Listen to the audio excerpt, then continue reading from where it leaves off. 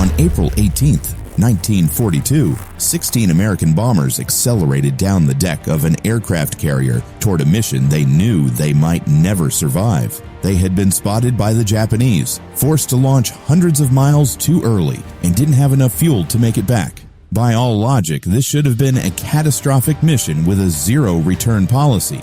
Instead, it became one of the most audacious psychological attacks in military history. And this is the story of Doolittle Raid, the ghost fleet trick that permanently altered the course of World War II. To understand why the United States military risked its most valuable aircraft carriers on a seeming suicide mission, you have to look at the absolute desperation gripping the American nation in early 1942. 4 months earlier, the Japanese military had launched a devastating surprise attack on Pearl Harbor, crippling the U.S. Pacific Fleet in a single morning. After this attack, Japan swept across the Pacific with terrifying speed, conquering territory after territory, while America suffered one defeat after another. Fear spread across the United States, but in Tokyo, confidence turned into arrogance. Japan's leaders believed their homeland was untouchable and that the Americans were simply incapable of striking back. President Franklin D. Roosevelt knew that America desperately needed a victory to break this psychological deadlock. He issued a direct, nearly impossible challenge to his Joint Chiefs of Staff: find a way to bomb Tokyo. But the logistics were a total nightmare. The U.S. had no air bases close enough to Japan. Traditional long-range bombers couldn't fly from Hawaii to Tokyo without running out of fuel halfway. The Navy couldn't sail their standard carrier-based fighter planes close enough either, because the Japanese had established a vast network of picket boats and scout ships hundreds of miles out in the ocean. If an American fleet approached, they would be spotted instantly, intercepted by Japanese aircraft carriers, and destroyed before they could launch a single plane. The breakthrough came from a brilliant naval officer named Francis Lowe, who asked a question so outrageous that it sounded impossible. What if massive Army bombers could launch from Navy aircraft carriers? To turn this insane gamble into reality, the military turned to Lieutenant Colonel Jimmy Doolittle, a fearless aviation genius and legendary daredevil. Doolittle selected the powerful B-25 Mitchell bomber and put his volunteer crews through a brutal top-secret training program. To squeeze every possible mile out of the aircraft, technicians stripped them down to the bare metal, even replacing machine guns with painted broomsticks. America was preparing to launch one of the boldest and most dangerous missions in military history. Every single drop of weight saved was replaced with extra fuel tanks packed into the crew compartments and bomb bays. The pilots practiced taking off from a simulated runway painted on the ground, measuring only a few hundred feet. They had to learn to pull the nose of their massive planes up at dangerously low speeds. In April 1942, 16 of these heavily modified bombers were hoisted onto the flight deck of the USS Hornet. Under the cover of thick Pacific fog, the American task force began its secret approach toward Japan. The plan was breathtakingly audacious. Launch the bombers just off the Japanese coast, strike Tokyo, and escape to China. But on April 18th, a complete and utter disaster struck. A Japanese patrol boat spotted the fleet nearly 250 miles earlier than expected and managed to send a warning to Tokyo before being destroyed. In an instant, the entire mission teetered on the edge of catastrophic failure. Colonel Doolittle faced an agonizing split-second decision.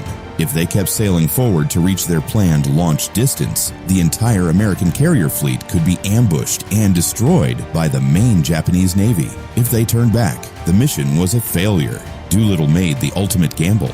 He decided to launch the planes immediately, right there in broad daylight, despite being nearly 200 miles short of their target. This meant the crews were executing a mathematically doomed flight plan. The extra distance required so much fuel that it was practically guaranteed they would run out of gas over the East China Sea or inside Japanese-occupied territory long before reaching safety. Despite knowing the mission had become far more dangerous, not a single airman backed out.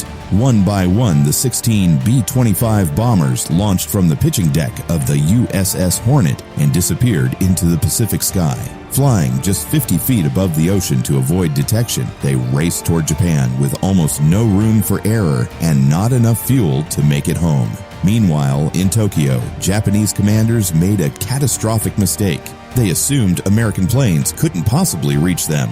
They had no idea that 16 bombers were already screaming toward the heart of their empire. Around noon, the B-25s made landfall over Japan. The pilots pulled up to 1,500 feet and scattered toward their designated targets: military factories, oil refineries, and dockyards in Tokyo. The timing was incredibly surreal. In Tokyo, the civilian population was in the middle of a massive nationwide air defense drill when Doolittle's bombers roared over the city streets. The citizens below casually waved at the dark green planes, assuming they were part of a spectacular Japanese military exercise. The illusion of Japan's invincibility shattered in seconds. As bomb bay doors opened over Tokyo, explosions and fire erupted across the city, while stunned anti-aircraft crews fired wildly into the sky. Before Japanese fighters could even react, the American bombers had already vanished. The physical damage was limited, but the psychological impact was devastating. For the first time in centuries, Japan itself had been attacked, and the myth of its untouchability had been destroyed. The Japanese military leadership fell into a state of profound shame, panic, and fierce internal fury. They had failed in their primary sacred duty, protecting the emperor. The psychological trap had sprung perfectly. The Japanese High Command became deeply paranoid, completely obsessed with closing the ocean gateway that the American Ghost Fleet had used to approach their shores. Before the raid, the brilliant Japanese Admiral Isoroku Yamamoto had been struggling to convince his fellow military leaders to back a high-risk plan to attack the strategic American base. The High Command had consistently rejected his plan as too dangerous. But the moment Doolittle's bomb struck Tokyo,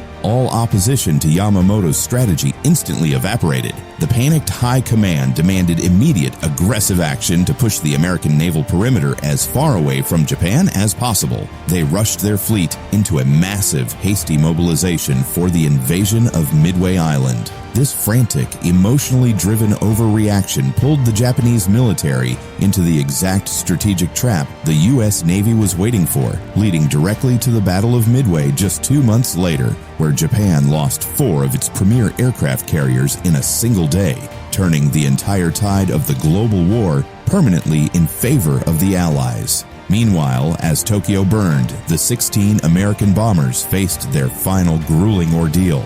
As darkness fell over the East China Sea, the planes ran directly into a massive, blinding storm system with zero visibility.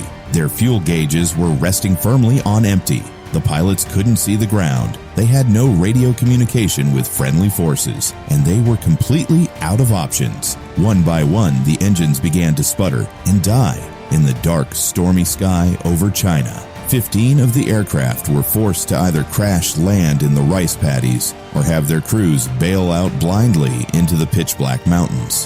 One bomber, dangerously low on fuel early on, diverted to the Soviet Union, where the crew was promptly interned by the government. Of the 80 courageous airmen who flew the mission, 69 miraculously survived the crashes and bails, aided by brave Chinese peasants and guerrilla fighters who risked their lives to smuggle the American pilots through Japanese lines to safety. When Jimmy Doolittle stood in the rainy mud of a Chinese field next to the broken, smashed wreckage of his bomber, he was deeply weeping. He genuinely believed the mission was a total disaster, that he had lost all his planes, achieved nothing, and would face a military court-martial upon his return home. He had no idea that back in the United States, his daring, impossible exploit had electrified the nation. He was hailed as an instant national hero, awarded the Congressional Medal of Honor, and promoted straight to general. If you found this video informative, hit like and subscribe so you do not miss what is coming next. And check out our other playlists for more content like this. See you in the next one.